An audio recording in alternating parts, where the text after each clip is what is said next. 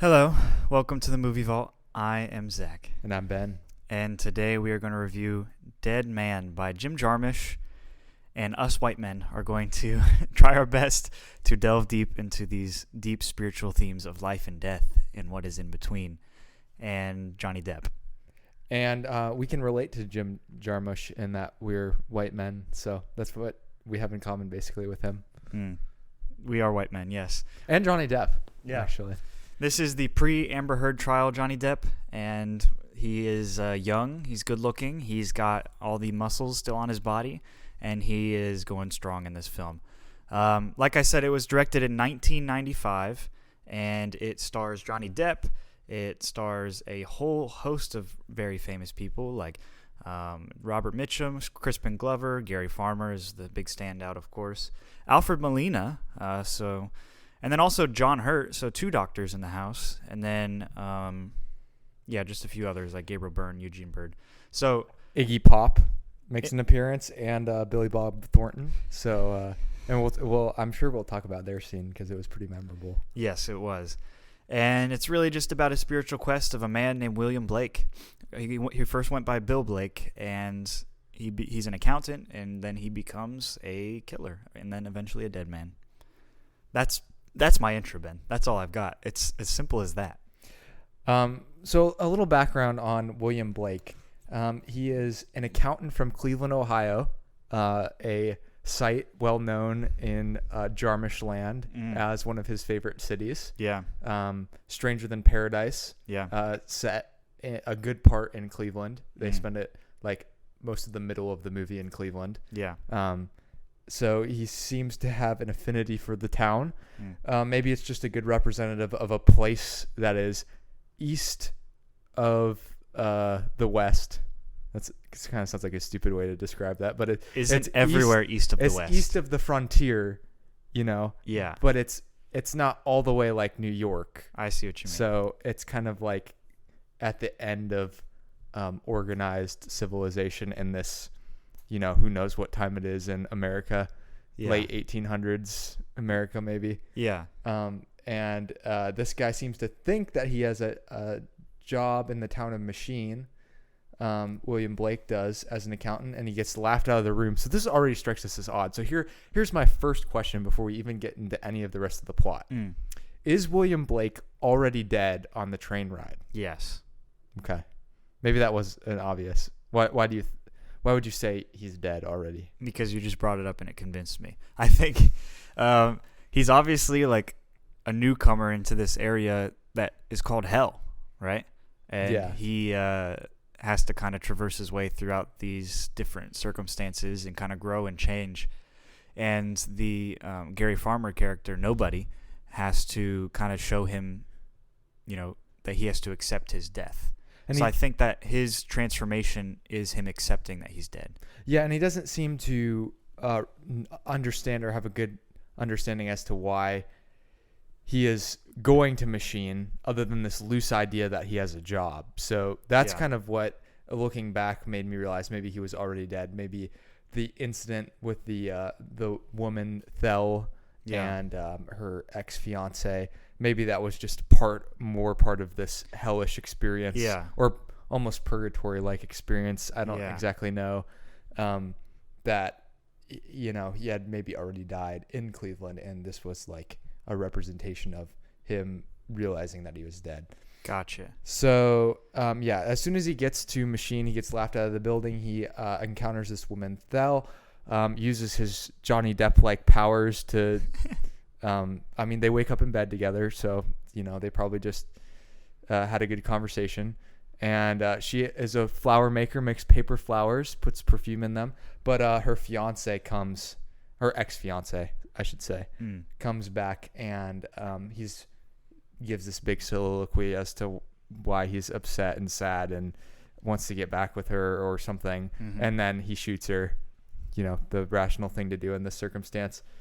And then Johnny Depp's character, William Blake, he shoots the fiance, who I believe his last name is Dickinson, because his father, John Dickinson, is the industrialist who owns everything in Machine, which he doesn't know. Yeah. and then he falls out of the window, and this is where initially I thought he died. Okay.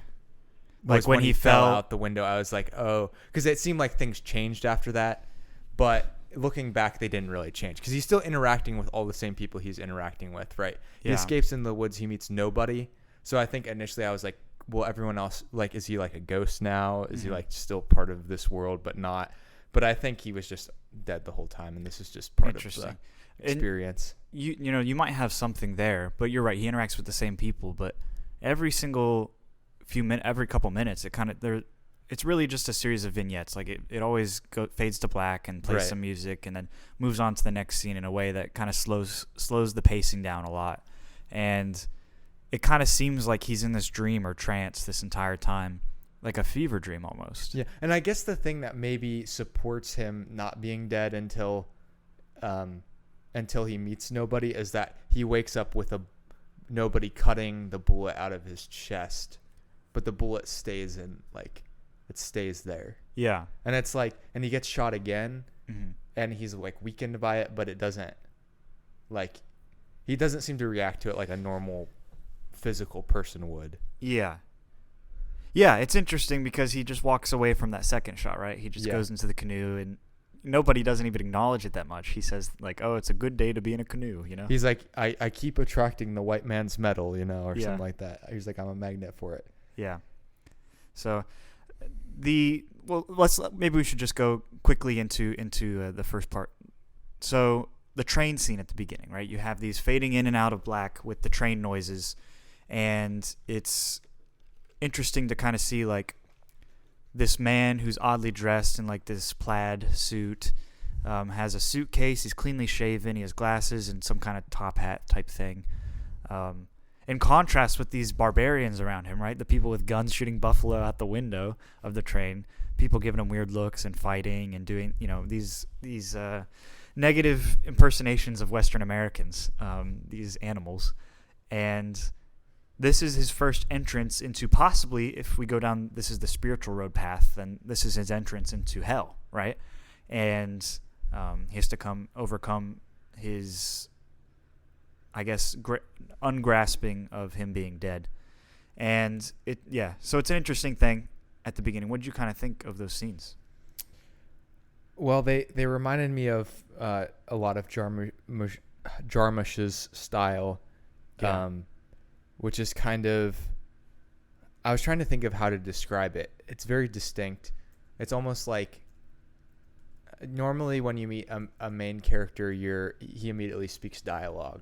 Mm-hmm. But in Jarmusch movies, he's like willing to just kind of like observe, I guess. Yeah. The character, because we don't know who William Blake is. We can understand he's the focal point, but other than that, it's just these odd series of interactions on the train. Mm-hmm. And we don't know much about him until he gets to the town.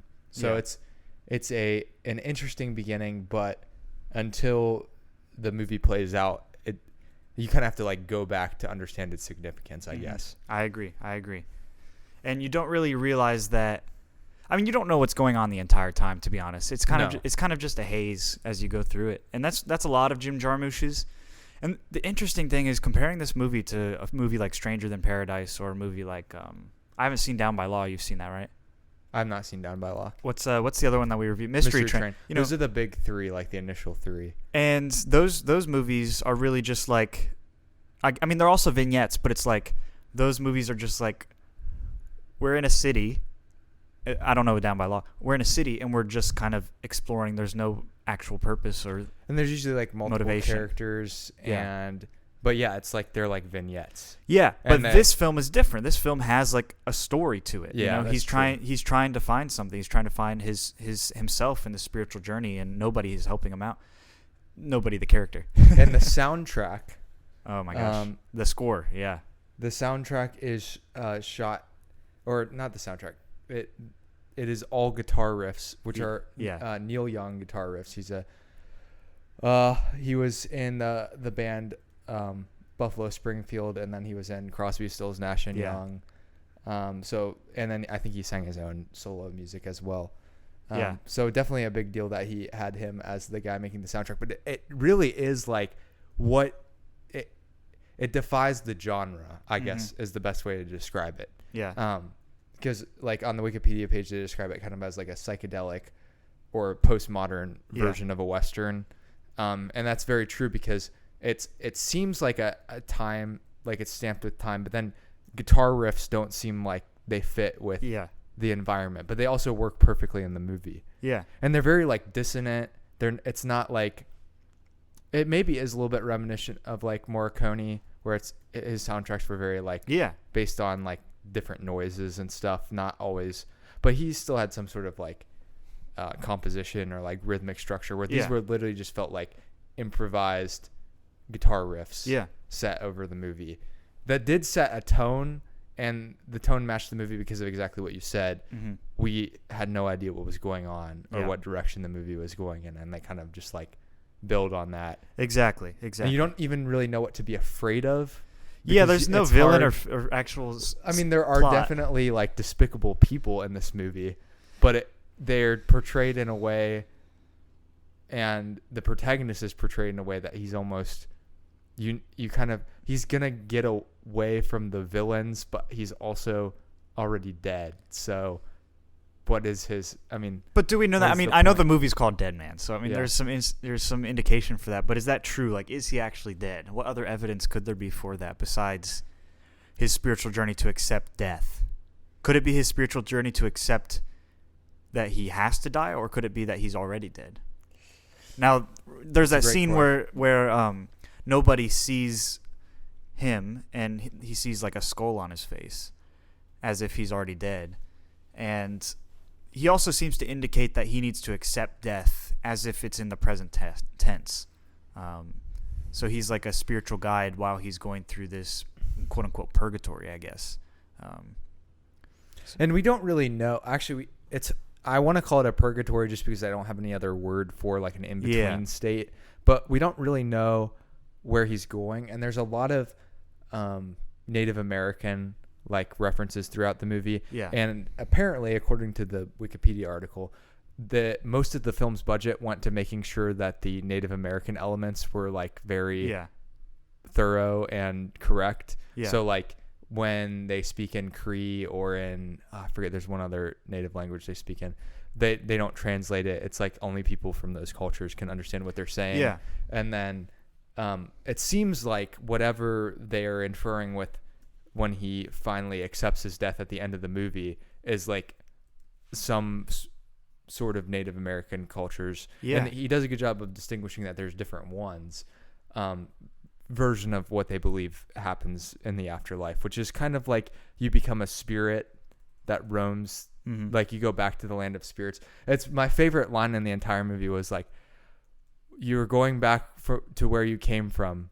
You mean Cleveland, Ohio? That was a great line. And you put that on your letterbox. And it also shows that the movie, while it seems to explore these like deep meanings in this like culture that most of us are not familiar with, it also has a sense of levity and like humor. Yeah. And a very like odd Jim Jarmusch way. Yeah.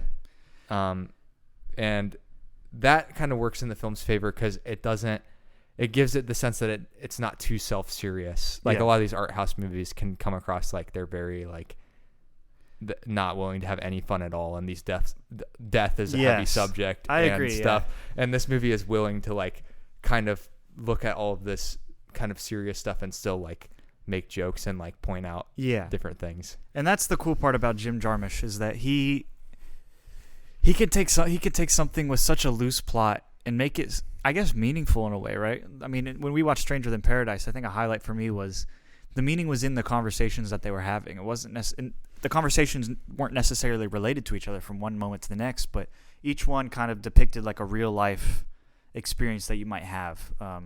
This doesn't depict real life, right? But it's like you could have some of these feelings maybe that he's feeling, right? He's in a place where he's not welcome maybe, and he kind of has to learn to change and grow, and he's uncomfortable. And so, I mean, yeah, there are some relatable things, but you're right. There's no like overarching thing to be afraid of. Maybe William Hurt's character that's kind of chasing him down. You're right, but or the really very strange encounter with the three men and two men and one cross-dresser yes, who were eating beans, and there's this weird biblical imagery, and yes, yeah, I mean, clearly something Pulp Fiction-esque was gonna happen if nobody hadn't intervened in the situation. Yeah.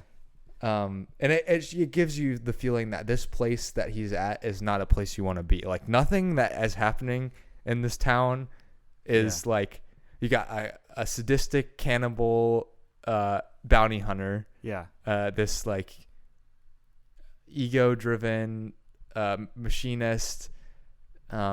Like, people are treating women horribly. Yeah, that's a big part of it. And yeah, really even nobody is kind of hard to figure whether he's like always has the like, even I guess he usually has William Blake's intention in mind, but he leaves him at some point. Yeah, but I feel like that was intentional to give him like a growing point, because then eventually, right after nobody leaves, he goes and kind of grows. To be honest, he's like, I'm William Blake. Have you read my poetry? And shoots him. Like, he starts to defend himself where he wouldn't do that before. Yeah, and it's interesting to point out too that William Blake was a real English poet. Yeah, and he really wrote poetry, and like some of this movie was based off of poems that he wrote. Really? Like Thel is named after one of the William Blake's poems. Yeah. So, I mean, Jim Jarmusch is he's very like an art house director where he has all of these influences, and he figures out like kind of odd influences, ones that most filmmakers probably, maybe they would be like, I enjoyed a William Blake poem once, but they wouldn't be like, I'm going to figure out a way to incorporate him in the movie like this significantly. Yeah. And obviously, like he literally named his main character William Blake. Yeah. Like, it's such a on the nose reference, but it kind of works for the movie. But do you think that he plays, do you think that the William Blake that we see is actually the William Blake just dead, and he doesn't have his memories from before? That is a great question. Because nobody says like, oh, this is you. You are William Blake. I've read your poetry. Yeah, and I wasn't sure that was supposed to be that he believed, like nobody just was choosing to believe this, or he's like a reincarnated version of William Blake with the same name. The same name. But if he's dead, then it could be him passing on. It really could be anything. Yeah. But I mean, it's funny because a lot of times the stereotype of somebody like nobody would be, they have all this ancient wisdom that they bring up all the time, but a lot of times the things he would bring up would be William Blake's poetry. So it's like it seems like this self-referential meta nature on wisdom being innate inside all of us, and because he has sort of, I mean, his relationship with white people has been pretty bad because he was kidnapped as a child and imprisoned and enslaved. But then his main influence is a white man, William Blake, that he read, and it was inspired by and inspired his escape. Yep. So it's this like also interesting, nuanced look at how probably maybe a look at Native American culture and how they feel like they have simultaneously gained stuff from European Western culture and also been very hurt by it. Yeah. And it's like diminished the acceptance of their culture and even the size of their culture. So, and it's not like preachy necessarily. It just kind of takes it for what it is, which is, I think, what I appreciate it. Like, sure. It makes you think about it. It recognizes it, but it's not necessarily trying to make a statement on what you should do about it or anything. It's just there. Yeah. And hopefully, and it seems like with care and accuracy, which is, I think, some people appreciate. It definitely is. There's definitely an anti-gun message. It's, the white man's guns, the white man's metal, he calls it, or something. So I mean, there's a lot of people getting killed with guns. Yeah, and the introduction of that, and that has to do with the history of the driving out of Native Americans. Anyway, so I think there is that recognition of history, and Jarmusch is definitely playing into that, within reason. I would say, I think so. let me just ask this question. I always just revert to questions when I don't know how to express what I'm about to say. So then you can express it for me, okay? Because I want you to connect with me, all right, and realize what I'm trying to say. So, if William Blake is the dead version of the actual William Blake, and he's just moving on to be dead, does that mean that nobody is in the real world and just connecting to him somehow as he's passing on? That is a very good question. I think it's definitely possible, right? Like, the hard part is, so it's a surreal movie in a sense. It does feel very dreamlike. Mm-hmm. So, and nobody's interacting with all these people. Because in the way you're describing it, I'm kind of envisioning the whole Western town and aesthetic to be like some sort of vision that William Blake is having. Yeah. And then nobody's kind of like the intermediary between the real world and the vision. Yeah. Yeah. And yeah. I guess if you thought about it that way, that would make sense. You would just have to accept that there's some sort of supernatural power that nobody has. Yeah. Or is like responsible for being the leader to the, because it does seem like he has this very sense of like, this is where we're going. I'm leading you in this direction to this canoe. Yeah. And Blake, he never argues with nobody. And at certain points he's like, I don't know where we're going. Mm-hmm. Like, it's like, I don't know, but he doesn't say, oh, I don't want to go there. Or, exactly. Yeah. or I'm trying to, or ever move in the opposite direction of where nobody is leading. Definitely. So that gives the sense that nobody is kind of above or has like a higher level of knowledge of the situation than. Yeah. than Yeah. And he William does. Blake has. He definitely does. And that's the cool thing. Nobody is an awesome character. He's hilarious. I love it when he puts on William's glasses. I thought that looked amazing. And it's cool to see just this is something that great movies have, just so random and specific at the same time, if that makes sense. Like, the circumstances are so specific that you could never dream of any of these things happening. But it's also like just randomness at the same time. Like, the scenes don't connect together that well, if that makes sense, right? So there's like in my head, I've created this genre of movies that are like, Pulp Fiction doesn't even go in this genre, right? We could think Pulp Fiction is random, right? Even though it's definitely not. It's exactly how it needs to be a good movie, and it's a good movie, and I stand by it, even though it destroys a lot of Hollywood's morals, okay? But this movie, like Stranger Than Paradise, like Mystery Train, has such specific circumstances that evoke specific feelings that are related and continue in each scene. So it's like almost Lynchian, where it's the feelings that are the theme of the movie. Like, what you're experiencing it's almost like yeah, I don't know.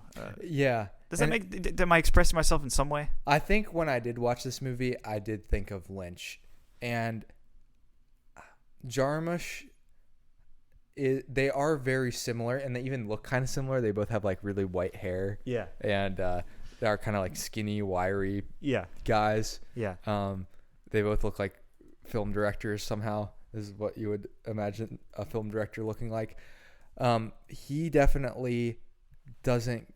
I would say, like, in some senses, I would say he doesn't get as abstract as Lynch, but this is pretty abstract. Mm-hmm. Like, maybe Mystery Train has the ghost of Elvis in it. It's like, yeah, like he does go like surreal and abstract. Yeah. Stranger Than Paradise maybe is he's formulating his structure of how he does things, and the way that characters talk and interact seems consistent, which I think that's the thing that they do the most similar, is that they create worlds where they have very specific constructs for how characters talk and interact. Yeah. And regardless of like the movie or the TV show or the change in scenery or anything, yeah, you can always like somehow understand the feeling that you're getting from the characters, which is exactly what you're describing, because of like the way they talk to each other and how distinctly different it is than real life. It's almost like a mirror of real life. Like you're watching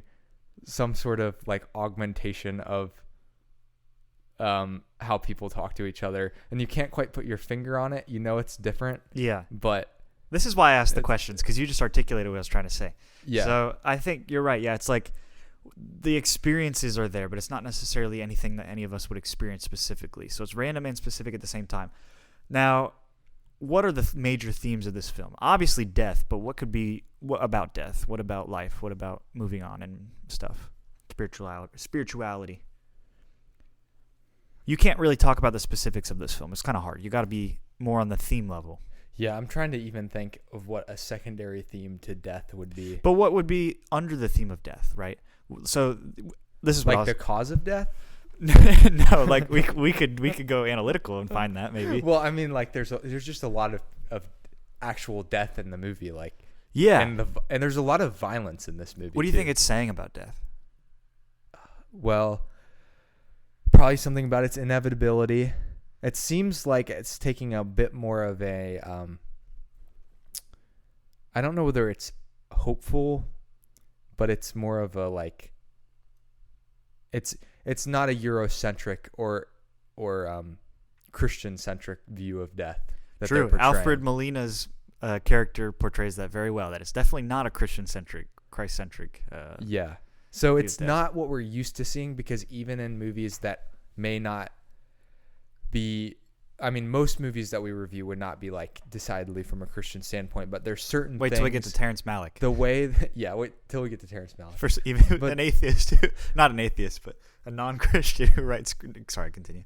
But the way that people accept or talk about, even I watched the movie Hellraiser, right?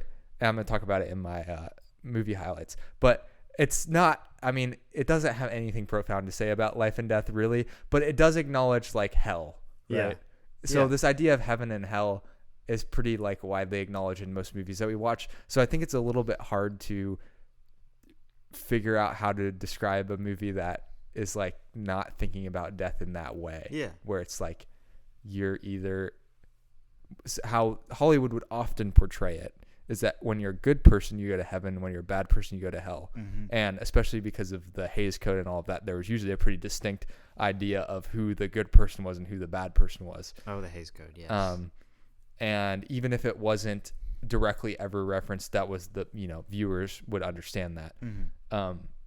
But now we're past the Hays Code, and we're past anti-heroes, and we're into new takes on spirituality. Yeah. And this is like... when you say spiritual, it literally, like, they're talking about humans having a spirit that's like tied into the earth almost. Yeah.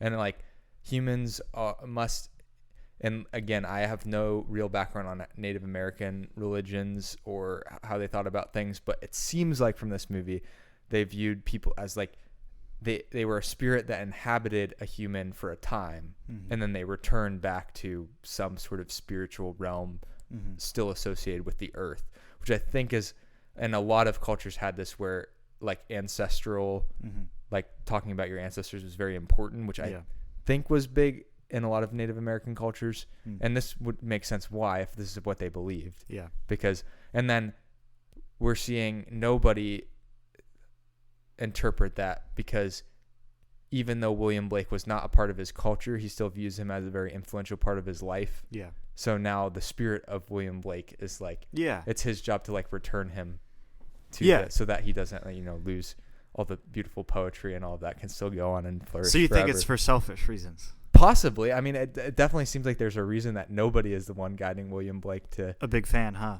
But he was surprised to hear that his name was William Blake. Yeah, that's true. It did seem like he's like, this is what he does, regardless of whether it's just like spiritual circumstances led them to be. So it's his destiny. Yeah. And maybe once he found out and then he left, that's why he came back to William Blake. He's like, I want to keep his poetry alive because it's the wisdom that I use in my life after being rejected by my people.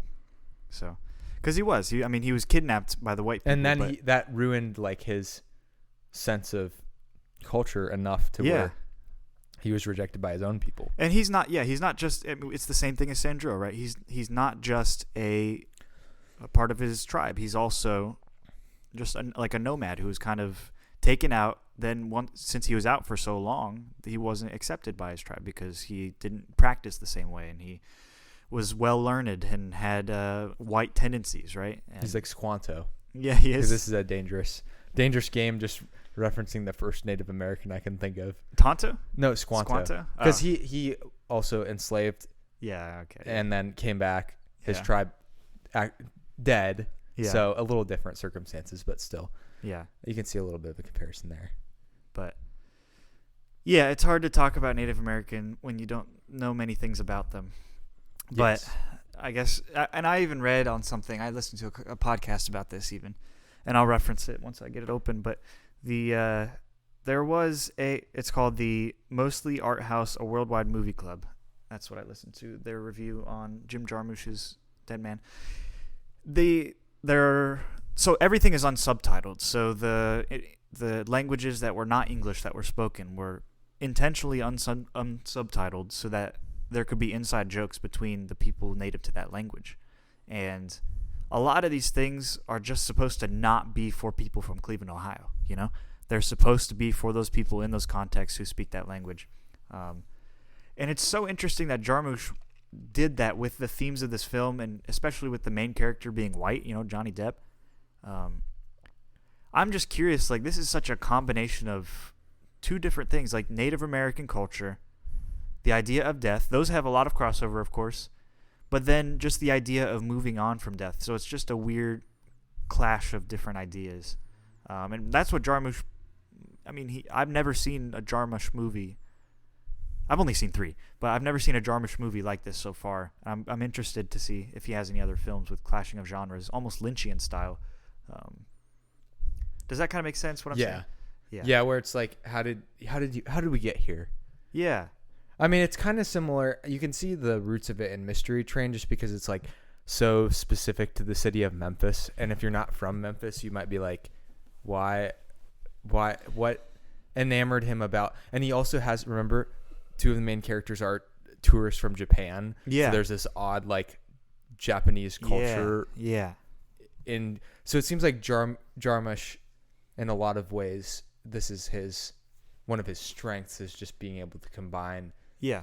Which is really a rare thing for people to be able to do. And you have to have the attention to detail because you can only come from one background, right? You can't, I mean, I guess. Kind of. One background, but it could be a mixed background. You could come from a mixed background, but I don't think Jarmusch does. And I don't think he personally comes from a Native American background. So because of that, he definitely had to do a lot of work. But it must have just, interested him enough that he was willing to do it. Yeah. I would love to just.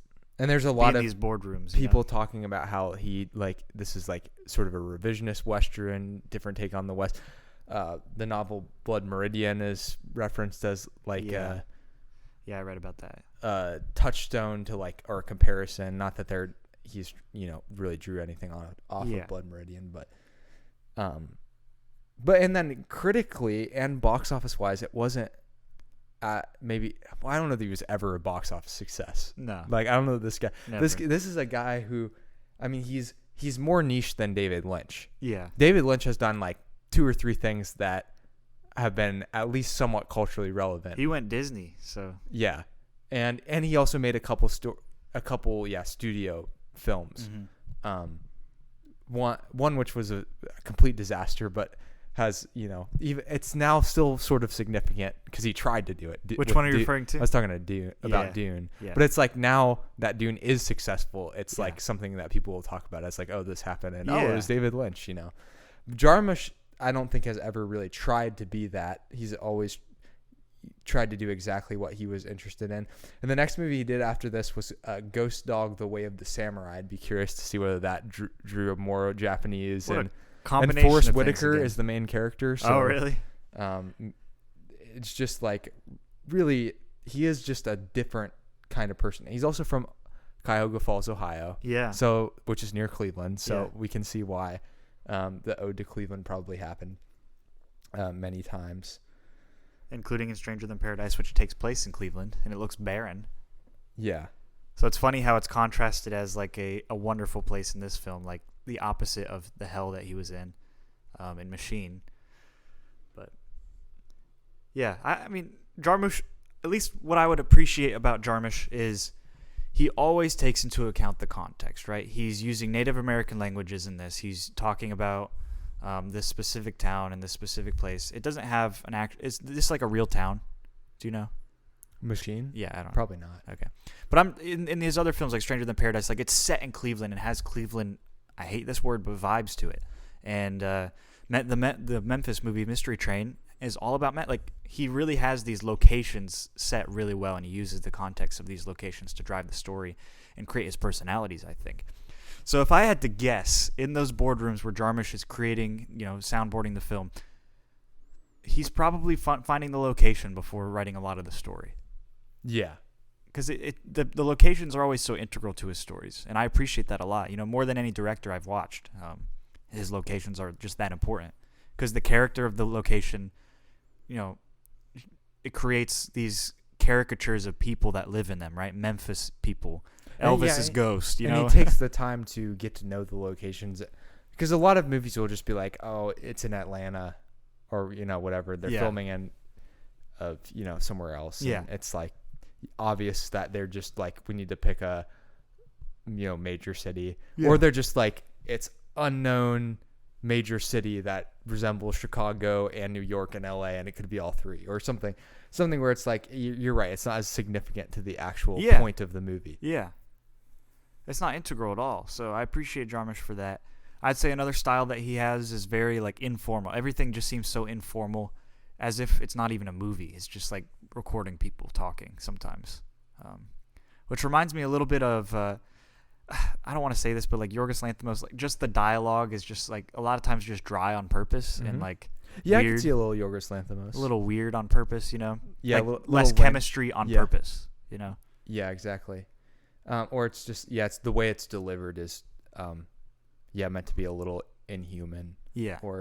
Or maybe it makes it feel more human, because sometimes human interactions aren't as smooth as we see in movies. They're Possibly, not as crisp. But it's not necessarily. They're not necessarily awkward. They're just distinctly different. Yeah.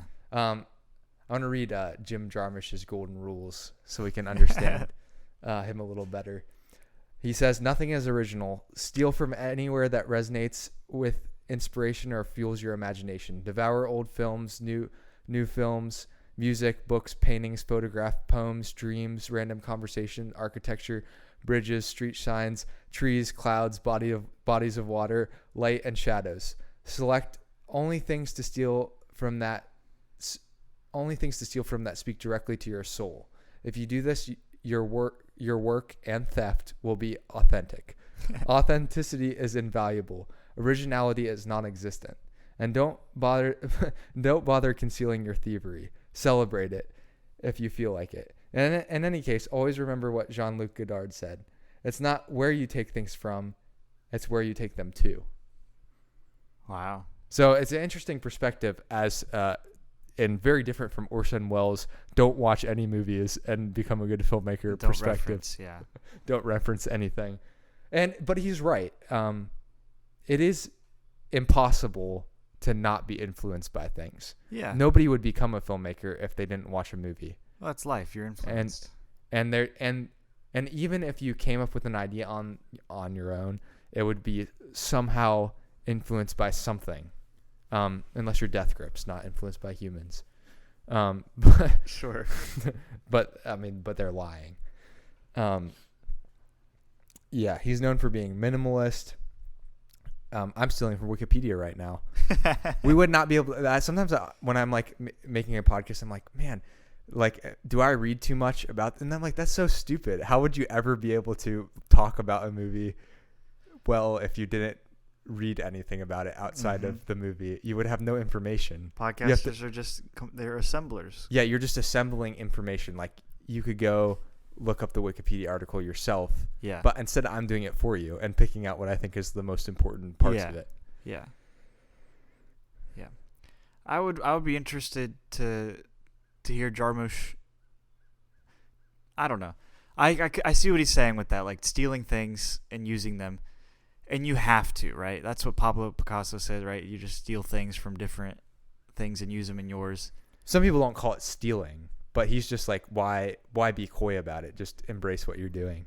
But I would say, yeah, in stealing things, you're also creating something new. I wish he touched upon that too, because like Jarmusch doesn't feel like anybody else because of his combination of maybe stolen things, but it creates something genuinely new.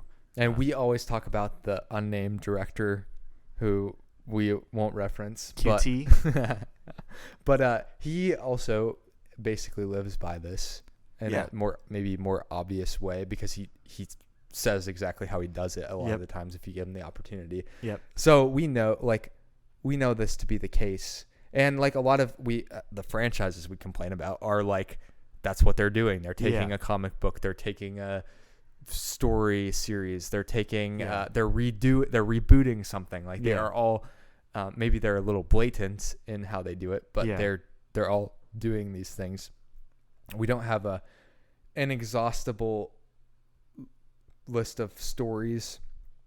Was it exhaustive or exhaustible? I don't know. I I might have just made up a word. That's okay. I stole a couple of words and combined them together. Hey, every word is made up. That's what Thor says. Or maybe we do, but we don't have unlimited money to spend on creating new stories. Yeah. That might bomb at the box office and lose $8 million like this movie. Yep. So it's more financially prudent to reuse stories that have already been successful. Yeah. In a more, not in this like sort of you're taking snippets and recycling something, but like in a more like we're taking one story and remaking it type of way. Yeah. Yeah, definitely. What is this your favorite Jim Jarmusch film so far? I think it's my highest rated. You gave it 4.5. I gave it 4.5 stars. I also gave it 4.5. I would have to look at my rating for Mystery Train, but I feel like it was a 4. And I really like Mystery Train a lot. You remember it so well. That's the thing. You can remember that image of the Asian couple, the Japanese couple. But there was something about this movie that I think because of what you said, it was so unique for Jarmusch's style and the humor. Do you have tobacco? I don't smoke. Every time the motifs that went throughout the film. Yeah. And that sort of thing, and the memorable characters. Yeah. Through the vignettes, and the fact that it had that like kind of structure. Yeah. Even if it was still like minimalist and in Jarmusch's style, like still took some willingness to go along with wherever the story was taking you. Yeah. And I think Johnny Depp, it's a good performance, and Gary Farmer, probably the MVP of the movie. He stole the show. He did. I agree with you on that.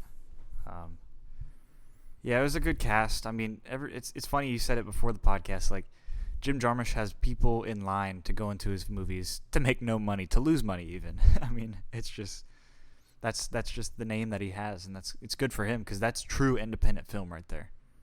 So to be independent from success is to be independent. That's what I would say.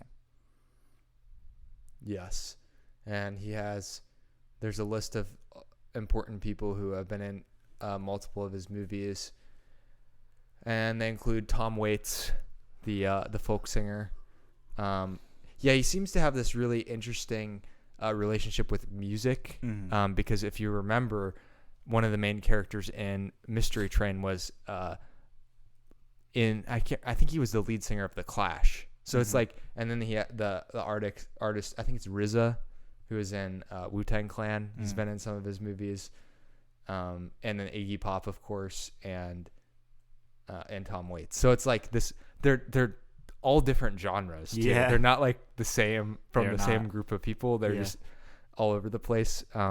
So he's a good. I think that's another reason why people like Jarmusch and David Lynch are so successful is because first of all they take the people, they find their muses, right? Like Kyle MacLachlan, Laura Dern. Yeah.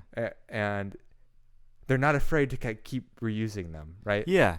And that's every director, right? The best pairs. We've always ranked the pairs, but it's what you do. And sometimes you have like like you go through it, a phase, and then you go through like another Wes phase. Anderson, yeah. It's kind of like dating. You date someone and then date another person. Yeah. Because lately it's been like Tilda Swinton, Adam Driver, Bill Murray in the last couple. Adam Driver's going to be in his next movie. Yeah. And Cate Blanchett. So clearly he can still get big names. Because these big names, they do these like huge movies like Star Wars. Yeah. Some of them do because they like being in these smaller independent movies like the Jim Jarmusch ones. They want their legacy to not just be that they were in like a franchise. Yeah. Not every actor's like that. Like I think The Rock, I don't know that he showed much interest in being in like an independent movie, or maybe because they don't make as much money. He's one of the highest paid actors out there. I know. So some actors still are very like not necessarily chasing the dollar, but they're satisfied by.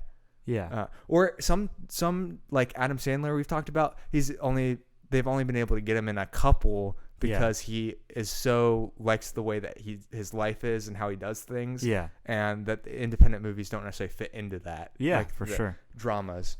So it really takes something special to like pull him out of doing his regular comedy thing. So it's always interesting to look at that. Yeah, but it does take a PTA. That's definitely true. Well, do you have any extra thoughts on this, Ben? I don't know. It's a movie you have to watch because like I feel like we didn't really talk that much about the story because we hit it. Yeah, we hit it. Yeah. I mean, the themes of death and spirituality, they don't. It's not a movie that answers anything. It's just a movie that sparks thoughts. Yeah.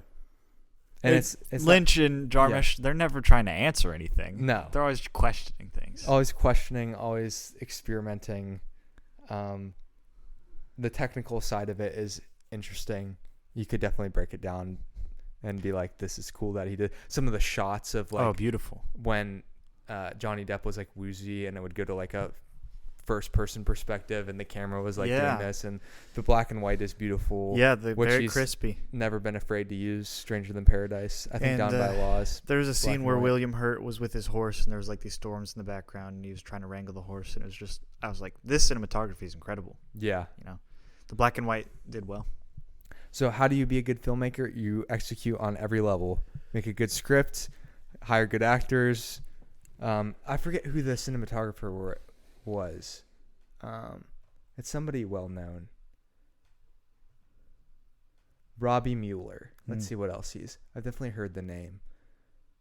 Let's see what his biggest movies were. Oh, other Jim Jarmusch movies. Maybe that's why I'm familiar with his name. He did some Lars von Trier stuff.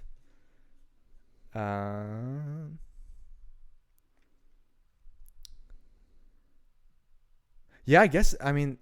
Oh, he did Paris, Texas. That's right. Yes. Yes, Paris, Texas, and it's one of my favorite movies. Very well shot. Mm-hmm. I guess that makes sense because he's probably German. So yeah, Robbie Mueller, one of the greatest to ever do it. If you look at his movies, it's mostly these more like art house, specific directors and stuff like that. But we don't always talk about the cinematographers, but in this case, I think it's warranted. They are overshadowed, which is funny because it's a cinematography term. Yeah, and they're overshadowed, and they're like such a core part of movie making, generally speaking. But we subscribe to our Tour Theory and we ignore the cinematographer most of the time. Yeah, that's true. How would you rate this film? Well, I guess you would do 9 out of 10. I would give it 9 out of 10. Yeah. Okay. On initial first thought reaction. Okay. All right. Well, I think I gave it the same. I haven't actually posted my letterbox yet, so I need to figure out what I'm going to say. I need to use one of the lines. Maybe I'll use the poetry line. I forget what it is, but do you have any movie highlights, Ben? I do. I know you don't have any. It's been a busy time for you. It's been a busy time in school, Yeah. Zach's been busy with school. I ran my marathon, so we've both been busy, but different things. Yeah. Good things. We both paid money to do those things. You paid money to go through really hard school, and I paid money to put my body through a lot of pain. So it's interesting how we do stuff like that to ourselves. Yeah, it's interesting, isn't it? I asked myself. Yeah. So the last movie I watched was Sendero. So. And then Dead Man. Yep. So, and we've kind of pivoted a few times, so we won't announce what our next movies are going to be yet, but we have some ideas in mind. Yeah. All right, so it was October, so I tried to watch a few horror movies here and there. So I watched Black Sunday, Italian horror classic. It's pretty good.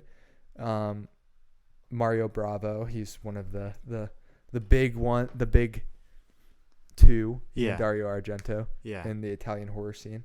And then I watched The Fly, David Cronenberg. Awesome movie. What'd you give it? Awesome movie. I gave it 4 out of 5. Nice job. And it is, if you've ever read Franz Kafka's Metamorphosis, it's like kind of like a take on that, but it is different than Metamorphosis. It is more focused on turning into the bug, not just waking up as a bug. Yeah, it's more body horror. More body horror. I love Cronenberg. And then I watched John Carpenter's They Live, which is sort of a cult classic alien horror movie thriller with Kurt Russell. Yeah. Really good movie. Very, very definitely a lot of social commentary compared to some other horror movies, but but it's also kind of a fun B horror movie thriller type thing. So it's good. And then I watched 4 Rooms, which Quentin Tarantino directed 1/4 of. Yeah. And then there's another 3 directors. One was Robert Rodriguez, who he's done other stuff with. Yeah. Honestly, 3 out of 5 is probably generous. Okay. Very odd Tim Roth performance. Okay. Where he's like, it's a lot of people really don't like this movie, which I didn't realize until after I had watched and reviewed it. So I'm not changing anything, but it has like 13% on Rotten Tomatoes. So people really did not like this movie. Yeah, it's not good. And it is very over the top, but I didn't necessarily think it was bad. Yeah. I thought it was interesting. Okay. So maybe I'm just more willing to forgive directors that I find interesting. Yeah. Very odd. I will say it is a very odd performance from Tim Roth. Then I first ever Harry Potter thing I have consumed. Wow. I've never read the books. This is the first movie I've watched. Harry Potter and so it's saying it's the Philosopher's Stone. When I watched the movie, it said it was the Sorcerer's Stone. I don't know which one's right. There's probably like a whole debate I think and lore there's a behind debate, whatever. And it's like one's the British and one's the American. On Letterboxd, it's saying the Philosopher's Stone. Okay. But I thought it was pretty good. I give it 3.5 out of 5. We'll probably slowly knock out the rest of the Harry Potter movies, and maybe I'll read the books, but probably not. Yeah. Then I watched John Carpenter's The Thing, which I think is one of the best horror movies I've ever seen. I gave it 4.5 out of 5. Okay. Really enjoyed the creative way. Also, Kurt Russell. Okay. Really good Kurt Russell performance. Probably his best, other than maybe Hateful Eight that I've seen. Okay. Hellraiser, I referred to it earlier.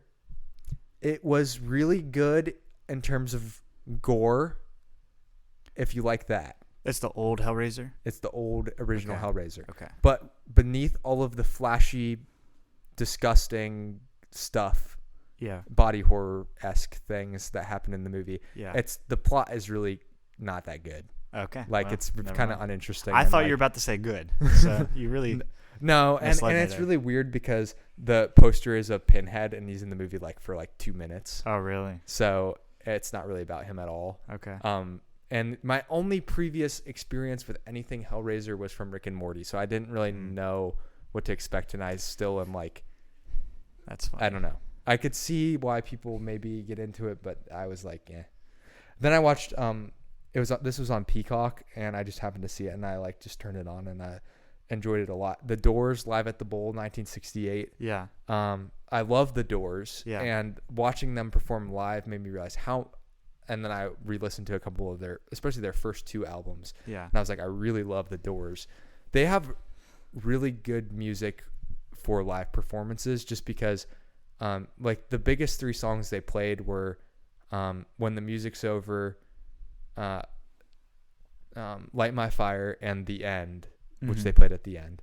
And those 3 songs are all 8 to 10 minutes long. Yeah. And so just listening to a song every day, those can be you have to set aside time for them. Yeah. I do now because I like the song so much, but if you're just getting into the Doors, it might be oh, this is kind of a drag. Yeah. But watching them perform and how much they improvise, especially in those songs, I really enjoyed it. And there was some cool cinematography elements. It's not Stop Making Sense, where it's revered as this really good. But you rated it high. But I rated it high because I thought the performance was great and the songs were great, and there was so it's more for music than movie. Yeah, but it's when I'm looking at my favorite films, it's really hard to compare documentaries to movies, so I'm kind of grading them on a curve. Different purposes. Yeah.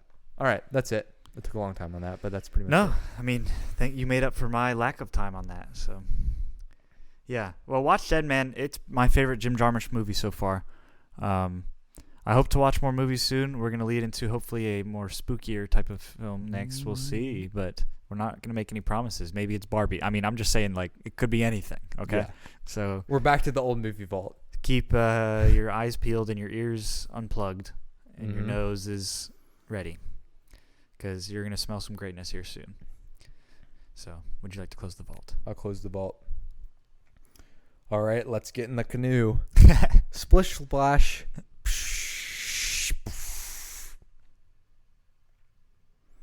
All right, let's go to Cleveland now.